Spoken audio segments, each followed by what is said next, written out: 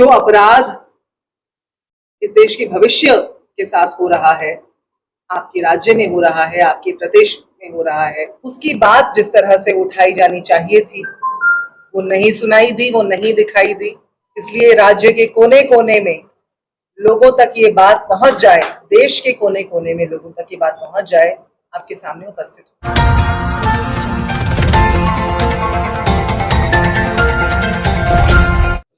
आज पूरे महाराष्ट्र के अंदर, बदलापुर के अंदर जो एक बहुत ही शर्मसार कर देने वाली दुर्भाग्यपूर्ण घटना 2, 3 से 4 साल की बच्चियों के साथ हुई, उसको लेकर के पूरे महाराष्ट्र के अंदर अखिल भारतीय कांग्रेस द्वारा प्रेस वार्ता का आयोजन किया गया।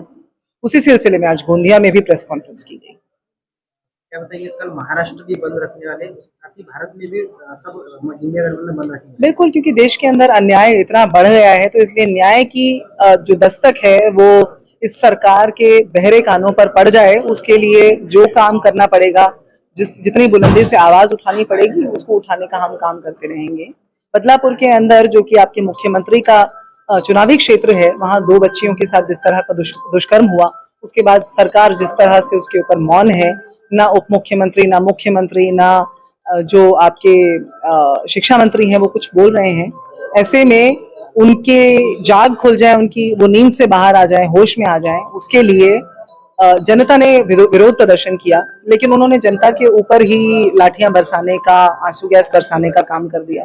तो ऐसे में इसलिए ये बहुत आवश्यक हो जाता है कि आप सबके माध्यम से, मीडिया के माध्यम से ये सरकार जागृत हो जाए और ये समझ जाए कि चुनाव में विलंब करने से नहीं, जनता के सवालों का जवाब देने से समाधान निकलेगा। और अगर वो समाधान नहीं निकाल सकते हैं तो वो कुर्सी छोड़ दें। कांग्रेस पार्टी जो हमेशा न्याय के साथ खड़ी रही है, आज भी अपनी जनता के साथ खड़ी हुई है। मैडम, आपने जैसे कहा कि पत्रकारों ने आवाज उठाना चाहिए, दिखाना चाहिए, जैसे कि बदलापुर की महिला पत्रकार ने आवाज उठाई और खबर दिखाई, उसको लेकर जो है पूर्व जो अध्यक्ष है वामन मात्रे, उन्होंने उसकी बेइज्जती की, इतनी घोर बेइज्जती की, इसलिए क्या बोलेंगे आप? बहुत ही निंदनीय है।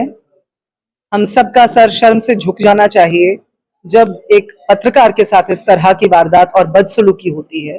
भाजपा को न सिर्फ तुरंत प्रभाव से उनका इस्तीफा लेना चाहिए, बल्कि इस तरह का एक उदाहरण सेट करना चाहिए जिससे आने वाले समय में किसी पत्रकार के साथ, महिला या पुरुष, किसी तरह का कोई दुर्व्यवहार करने की का साहस, दुस्साहस में कहूंगी, ना कर सके।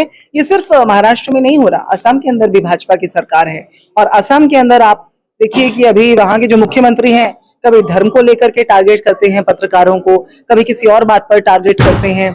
बृजभूषण शरण सिंह के साथ जब वार्ता करने जाते हैं पत्रकार, माइक उनकी तरफ किया, एक महिला पत्रकार ने, उन्होंने माइक को जमीन पर फेंक दिया। ये तो भाजपा की संस्कृति है, प्रवृत्ति है, इसलिए वो क्या इस्तीफा लेंगे?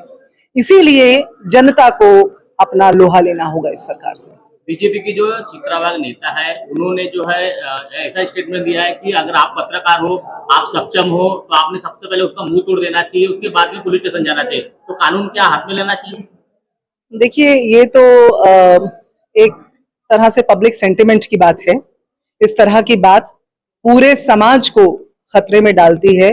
इस तरह का जोर, इस तरह का सशक्तिकरण जब अपराधियों को मिलता है सरकार की ओर से, तो ये जाहिर है कि लोगों के अंदर उसके लिए गुस्सा पैदा होगा।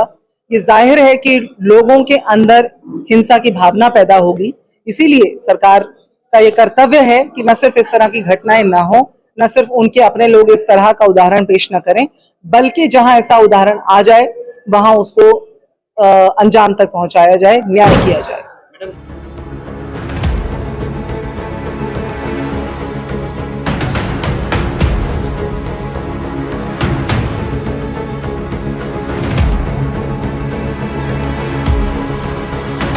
अब आपकी समस्या तूफान की तरह सरकार तक। न्यूज़ प्रभात मीडिया।